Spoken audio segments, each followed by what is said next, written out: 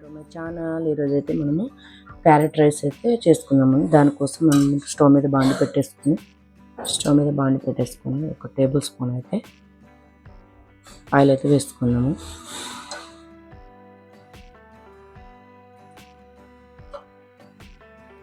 ఇప్పుడు ఇందులోకి ఒక చెక్క, కణాస పువ్వు, జీలకర్ర వేసుకొని ఫ్రై చేసుకున్నాం.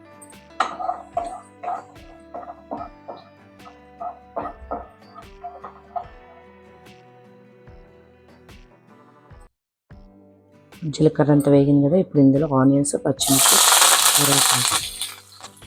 కరివేపాకు వేసుకొని ఫ్రై చేసేసుకుంది.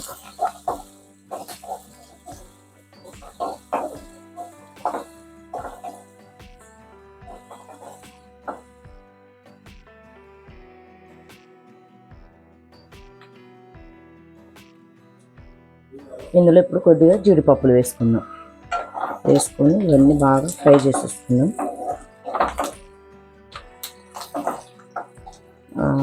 ఆనియన్స్, జీడిపప్పు బాగా ఫ్రై అవ్వాలి.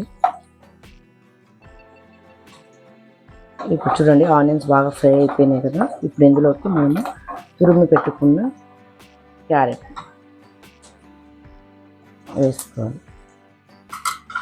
వేసుకొని బాగా ఫ్రై చేసుకోవాలి.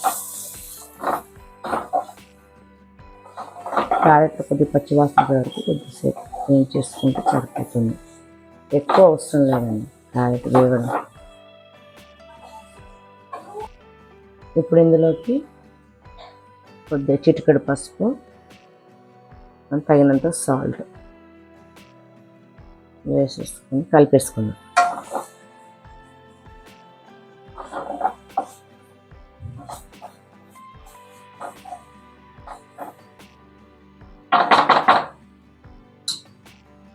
ఇప్పుడు చూడండి, మంచిగా ఫ్రై అయిపోయింది క్యారెట్ అయితే. మంచిగా ఫ్రై అయిపోయింది. ఇందులోకి మనం ఉడకబెట్టుకున్న రైస్ని మనం మిక్స్ చేసేసుకుందాం.